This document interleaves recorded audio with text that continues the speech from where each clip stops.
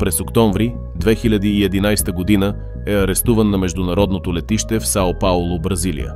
В неговия багаж са открити общо 9 кг кокаин, скрити в специално модифицирани куфари. Според обвинението, наркотикът е бил предназначен за европейския пазар. Галабин твърди, че не е знаел за съдържанието на куфарите и че ги е закупил от местен магазин в Бразилия. Но съдът не приема обяснението му. Разследването разкрива, че куфарите са били професионално модифицирани с двойни дъна, предназначени за скриване на контрабандни стоки. Това поставя под въпрос версията му за случайна покупка на куфарите.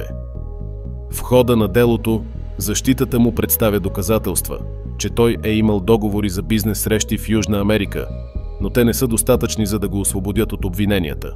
През 2012 година той е осъден на 9 години и 4 месеца затвор. Той излежава присъдата си в затвор в Сао Пауло.